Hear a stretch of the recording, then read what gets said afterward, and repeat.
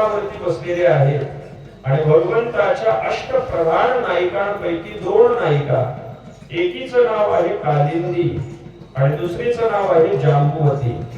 जांबुवती ही जांबुवंत महाराजांची मुलगी आहे. दोघी अंतरिक्षात गवाक्षामध्ये उभ्या आहेत आणि भगवान श्रीकृष्ण परमात्म्याच्या दर्शनाला कोण कोण येतंय हे पाहत आहे. जांबुवती रानामध्ये वाढलेली आहे, तिला देवतांचा परिचय नाही. तिने कालिंदीला विचारलं, का ग आपल्या स्वामींच्या दर्शनासाठी एवढी गर्दी होतीये, हे कोण कोण आहेत मला थोडंसं सांग. कालिंदीने सांगायला सुरुवात केली, हे दर्शनासाठी येणारे सामान्य नाही, पहिला दर्शनासाठी येऊन दारावरती उभा राहणारा 4 तोंड असलेला हातामध्ये वेद धारण केलेला ब्रह्मदेव आहे. ब्रह्मदेव भगवान श्रीकृष्ण परमात्म्याच्या दर्शनासाठी येतात. त्याच्या पाठीमागे लोटांगण घातलेला इंद्र आहे. त्याच्या पाठीमागे हात जोडून उभा असलेला वरुण आहे. त्याच्या पाठीमागे हात जोडून उभा असलेला यम आहे. सगळ्या देवता भगवंताच्या दर्शनाने समाधानी होतात. प्रसिद्ध प्रमाण आपल्याला सांगतो, काकड्यामध्ये आपण नेहमी म्हणतो, वाळवंटापासून महाद्वारापर्यंत सुरवरांची मागणी उभे जोडून हात. सुरवर म्हणजे देवता. या सगळ्या देवता वाळवंटापासून महाद्वारापर्यंत हात जोडून उभ्या आहेत. कशासाठी? भगवंताच्या दर्शनासाठी. म्हणजे देवतांचं समाधान सुद्धा भगवंताच्या दर्शनामध्ये आहे. याच्यानंतर भगवंताला न मानणारा आणि अत्यंत शक्तिशाली असलेला असुरांचा वर्ग आहे. हे असुर भगवंताचे शत्रू आहेत, भगवंताला मानत नाहीत. पण तुकोबरा बोलतात, या असुरांचं सुद्धा समाधान भगवंताच्या दर्शनाने होतं. तुम्ही म्हणाल, आता हे असुरांचं समाधान भगवंताच्या दर्शनाने कसं होतं? उदाहरणाने चिंतन करा. देव आणि दानवांनी समुद्र मंथन केलं आणि समुद्र मंथनामधून अमृत कुंभ बाहेर पडला. दैत्यांनी तो अमृत कलश घेऊन दैत्य पळत सुटले, अमृत पळवलं. देवतांनी विचार केला, आता हे दैत्य अमृत पिऊन टाकणार, अमर होणार. भगवान विष्णू परमात्म्याने विचार केला की या सगळ्या दैत्यांना मोहित करून घेतलं पाहिजे, म्हणजे अमृतापेक्षा सुद्धा यांचं समाधान घडलं पाहिजे. भगवंताने मोहिनी रूप धारण केलं आणि फक्त दैत्यांच्या मागे उभं राहून भगवान एक पाऊल चालले नसतील. दैत्य पुढे अमृत कुंभ घेऊन पळतायत. दैत्यांनी विचार केला, आपल्या पाठीमागे देव कुठपर्यंत आले हे पाहावं. म्हणून दैत्यांनी मागे वळून पाहिलं. मागे देव दिसले नाहीत, मागे भगवंताचं मोहिनी रूप दिसलं. भगवंताचं ते रूप पाहिल्यानंतर दैत्य पुढे पळायचे विसरले आणि युटर्न घेऊन भगवंताकडे आले. भगवंताच्या हातामध्ये अमृत कुंभ दिला आणि भगवंताकडे फक्त पाहतच राहिले. कोणतं अद्भुत रूप भगवंताने प्रगट केलं की भगवंताने सगळ्या दानवांना आपल्या रूपाने मोहित करून घेतलं. सगळ्या दैत्यांनी भगवंताच्या त्या रूपाकडे अमृत कुंभ दिला आणि असं सांगितलं, तुम्ही ज्याला द्याल ते आम्हाला मान्य आहे. सगळे दैत्य लाईनीला बसले. भगवान फक्त त्यांच्याकडे नजरेने पाहत आहेत आणि अमृत देवांना पाजतायत. म्हणजे भगवंताच्या रूपाचं दर्शन जर दानवांना जरी झालं तर त्या दानवांचं सुद्धा समाधान आहे. आता दानवांचं समाधान आहे असं नाही, तर जो भगवान परमात्मा सगळ्या विश्वाला उत्पन्न करतोय त्या भगवंताचं समाधान सुद्धा भगवंताच्याच दर्शनामध्ये.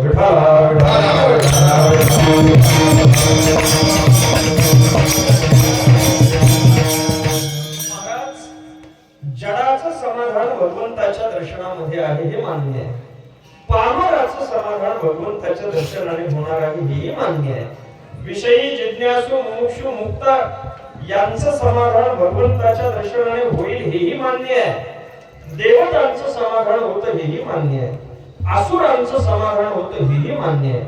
पण भगवंताचं समाधान आणि भगवंताच्याच रूपाने कसं होतं?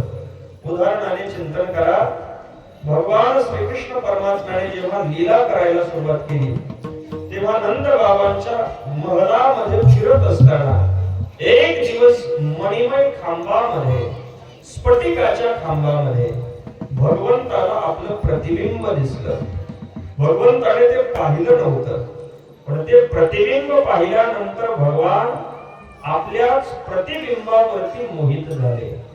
कारण भगवंताच्या ठिकाणी जशी विश्वाला मोहित करणारी विश्वमोहिनी माया आहे, तशी त्याची त्यालाच मोहित करणारी स्वमोहिनी माया आहे. भगवंत मोहित झाले आपल्याच रूपावरती आणि आपल्या रूपाकडे पाहून भगवान त्याच्या बरोबर बोलू लागले. यशोदा माता आतमध्ये, यशोदा मातेने विचार केला, एवढ्या सकाळी याच्या बरोबर गप्पा मारायला कोण आलाय? येऊन पाहतीये तर दुसरं कोणी नाही, हा स्वतःच्याच प्रतिबिंबाकडे पाहून स्वतःच स्वतःशी बोलतोय. तो स्वसंवेद्य आहे, त्याला त्याचीच आनंदाची स्वयं अनुभूतीची गोडी आहे. त्याने स्वतःचं रूप पाहिल्यानंतर त्याला समाधान होतं. म्हणून तुकोबराय शब्द वापरतात, सकळिकांचे समाधान. यच्च यावत जीवांचं समाधान हे भगवंताच्या दर्शनानेच होणार आहे. म्हणून देवा काय करा? अभंगाच्या दुसऱ्या चरणात